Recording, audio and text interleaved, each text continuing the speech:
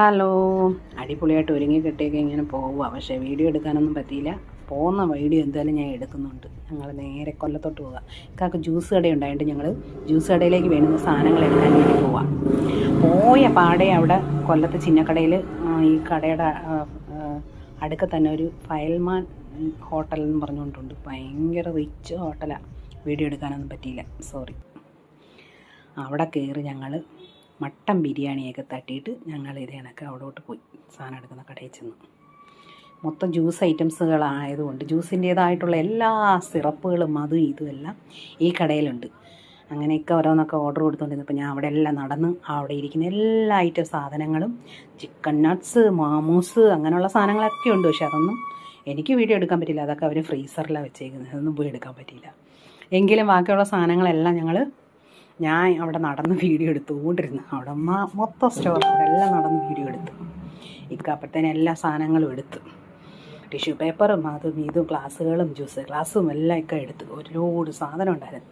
പിന്നെ ഞങ്ങളതൊക്കെ ആയിട്ട് തിരിച്ച് വീണ്ടും വീട്ടിലോട്ട് വരിക. ഞങ്ങൾ രണ്ടുപേരുമായിട്ടുള്ള വീഡിയോ എടുക്കാൻ പറ്റിയില്ല. ഞങ്ങൾ പോയിട്ട് പിന്നെ യാത്രകൾ മാത്രമേ എടുക്കാൻ പറ്റുള്ളൂ. ഇനി അടുത്ത വീഡിയോയിൽ അടുത്ത പ്രാവശ്യം ഞങ്ങൾ പോകുമ്പം ഞങ്ങൾ രണ്ടുപേരും കൂടെ ഉള്ള വീഡിയോയും കൂടെ എടുക്കാം. എന്നിട്ട് ഞങ്ങൾ തിരിച്ചു വരികയാണ്. തിരിച്ചു വന്നുകൊണ്ടിരുന്നപ്പോൾ ഇങ്ങനെ ഓരോ കാര്യങ്ങൾ പറയുകയാണ്.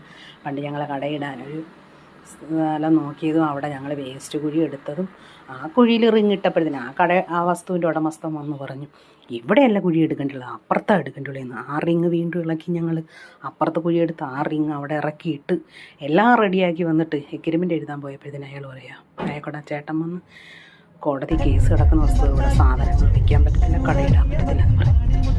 ഞങ്ങൾക്ക് പണി തന്ന് ഞങ്ങൾ പിന്നെ 5000 രൂപ അഡ്വാൻസ് കൊടുത്ത് തിരിച്ചു പിടിച്ച് ഞങ്ങൾക്ക് നഷ്ടം 16,000 രൂപ. അങ്ങനെ ആ കട ഞങ്ങൾ വേണ്ടെന്ന് വെച്ച് അതെല്ലാം പറഞ്ഞ് ഞങ്ങൾ ചിരിക്കുകയാണ്. എൻ്റെ ഇക്കയുടെ പൈസ കുഴിച്ചിട്ട സ്ഥലമാണിതെന്ന് പറഞ്ഞ് ഞങ്ങൾ അവിടെ ഇങ്ങനെ പാസ് ചെയ്യുന്നുണ്ട്. ഇവിടെയാണ് ആ സ്ഥലം. പാസ് ചെയ്ത് ഇങ്ങനെ വന്ന് നല്ല കച്ചവടം കിട്ടുന്ന സ്ഥലമായിരുന്നു. ഞങ്ങൾക്ക് അന്ന് മീൻ കടയായിരുന്നു. മീനിൻ്റെ കച്ചവടം ആയതുകൊണ്ട് നല്ല കച്ചവടം കിട്ടിയേനെ അവിടെ. പക്ഷേ അതെല്ലാം പോയി, ആ ഐഡിയ എല്ലാം പോയി കിട്ടി. ഉയരം കൂടുന്തോറും ചായയുടെ കടുപ്പം കൂടുമെന്ന് മോഹൻലാൽ പരസ്യത്തിൽ പറഞ്ഞതുപോലെ എനിക്കുള്ള വീട് കുന്നുംപുറത്തായതുകൊണ്ട് എനിക്ക് ചുമയും കഫക്കെട്ടും മഴ തുടങ്ങിയ സമയം മുതലുണ്ട്. അപ്പോൾ അതിൻ്റെ ഇടയിൽ എനിക്ക് അഞ്ചൽ വന്നിട്ട് ഒരു കടയിൽ കയറി കുറച്ച് സാധനങ്ങൾ മേടിക്കണം. അവിടെ വണ്ടി നിർത്തി തരണമെന്നൊക്കെ ഞാനിങ്ങനെ പറഞ്ഞുകൊണ്ടിരിക്കുകയാണ്. ഇക്ക അപ്പോഴും പറയുകയാണ്, അങ്ങനെ പറ്റത്തില്ല, അവിടെ എങ്ങും വണ്ടി ഇടാൻ സ്ഥലമില്ല, അങ്ങനെ ഇങ്ങനെ ഞാൻ നിർത്തി തരും, നീ നടന്നു പോയി വാങ്ങണം, അങ്ങനെ ഇങ്ങനെയെന്ന് പറഞ്ഞുകൊണ്ട് എന്നെ ഇങ്ങനെ